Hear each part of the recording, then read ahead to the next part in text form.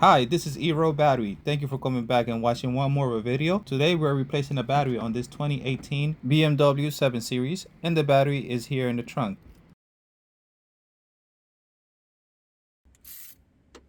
There's two 10mm bolts holding this bracket on top of the battery. Let's remove them. Once removed, let's put the bracket and the bolts in a safe location.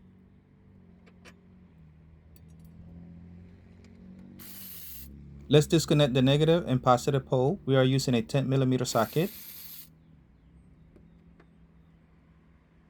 As soon as I saw the battery here on this car, I noticed there was an issue. This battery is way too small for this car. The BMW engineer did this on purpose because they made the positive wire shorter and they only had one hole to put in the battery hold down. They usually come with 3 different holes on some of this BMW cars, so you can place 3 different type of battery. Those battery are H6, H7, H8. This car take the H9 or 95R. Now that we got the positive terminal disconnected, let's take out the bent hose. The battery hold down is to the right of the battery, and this is a 13mm. We are using a 13mm socket with extension to retrieve this battery hold down.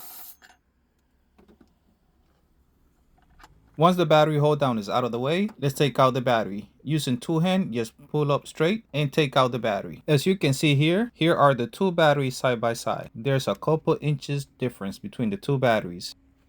The H8 battery provides 92 amperage hour and 150 cranking amp, and the H9 battery provides 105 amperage hour and 950 cranking amp. So you can see there's quite a bit of difference, not only the size but the power in these two batteries, and you're going to need that information to register the battery. I would suggest to take a picture of the top of the battery because you're going to need it to program it. The programming tool is going to ask you all this type of number and what type of battery is it, if it is a AGM battery, a lead acid battery, or a regular battery. Sorry if I'm not being too clear with all the question that the tool is going to ask you, but there's plenty of tools out there and they're all different and ask different type of question. It all depends on the tool that you have. Now that the battery is in place, you can see that the battery is the length it's supposed to be. Let's install the battery hold down to the right of the battery. This one has a 13mm bolt, and as you can see here, it does align to the battery, so this is the right side. Let's remove the bent plug on this side of the battery and place it to the other side so we can connect the bent hose. Try to remember to connect this hose. If not, the battery is going to release gas inside of your car, inside of your trunk. Your car is always going to smell like rotten egg. If you ever smell that smell coming out of the battery, it's because it's releasing gas. It's really flammable.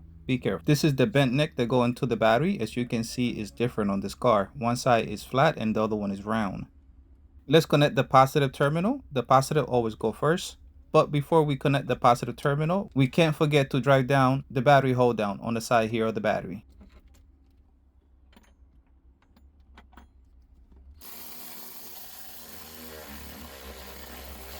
Alright, the battery is in place and it's nice and firm. Let's connect the negative terminal.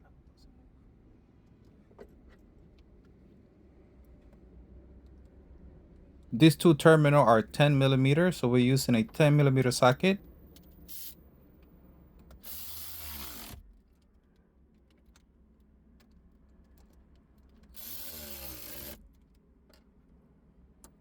Alright, the battery is installed. Let's install this heat sensor here on top of the battery.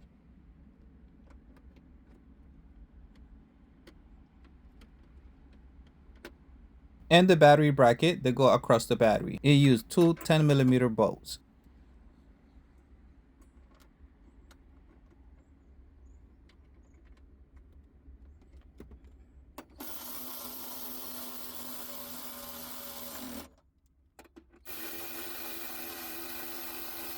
Now that everything is clear and we picked up all the tools, let's place back this panel on the trunk.